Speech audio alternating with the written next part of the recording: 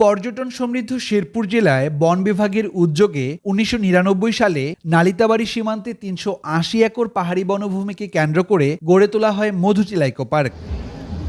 পর্যটকদের আকৃষ্ট করতে নির্মিত হয় ওয়াচ টাওয়ার, রেস্ট হাউস, শিশু পার্ক, মিনি চিড়িয়াখানা, কৃত্রিম লেক ও স্টার ব্রিজ। একসময় দেশের নানা প্রান্ত থেকে পর্যটকরা এখানে আসতেন প্রকৃতির অপরূপ সৌন্দর্য উপভোগ করতে।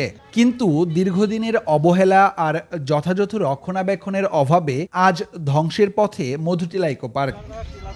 নষ্ট হয়ে গেছে অধিকাংশ অবকাঠামো, মিনি চিড়িয়াখানার প্রাণীগুলোও হারিয়ে গেছে অনেক দিন আগেই। পর্যটকেরা ফিরে যাচ্ছেন হতাশ হয়ে। এখন মনে করেন যে ২০ বছর আগে যে কাম করছে ওই কামই এখন, আর তো এর জন্য লোক এখন কম আসে, কোনো কাজ কাম নাই, কোনো কিছু নাই, শুধু খালি মানুষ আসে। ৩-৪ বছর থেকে লক্ষ্য করা যাচ্ছে শুরুতে যা সংস্কার হয়েছিল এর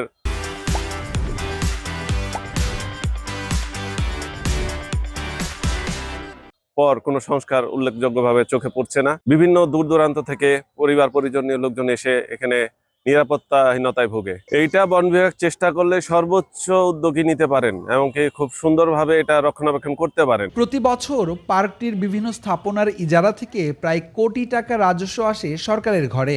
কিন্তু স্থানীয়দের অভিযোগ, বন বিভাগের অসাধু কর্মকর্তাদের দুর্নীতি আর টেন্ডার বাণিজ্যের কারণে এই পর্যটন কেন্দ্রের উন্নয়ন হয় না। যারা এই পর্যটনের দায়িত্বে আছেন তাদের একটা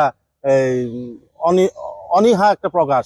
শুধু এখান থেকে তারা অর্থ উপার্জনের নেশায় আছে, কিন্তু পর্যটনদের যে একটা সুযোগ সুবিধা এটা থেকে তারা বিমুখ পোষণ করে অবস্থানে আছে। টেন্ডারি ডকুমেন্ট সেল হয় না, শিডিউল সেল হয় না, সেইগুলি পরে নিজে থেকে তার সিলেক্টেড কিছু লোকজনকে সে নিজে সবকিছু রেডি করে দিয়ে পেয়ারগুলো আগেরই পুরাতন করা থাকে।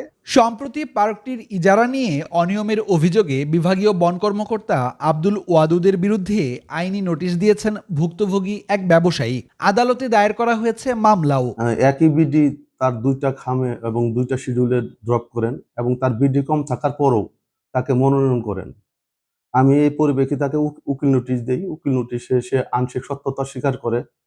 তার পরবর্তীতে আমি মামলা গ্রহণ করি মহামান্য আদালতে। এই অসাধু বন কর্মকর্তার জন্য আমাদের শেরপুর বন ধ্বংসের পথে এবং পর্যটন ধ্বংসের পথে। তবে এসব অভিযোগ অস্বীকার করেছেন সংশ্লিষ্ট বন কর্মকর্তা।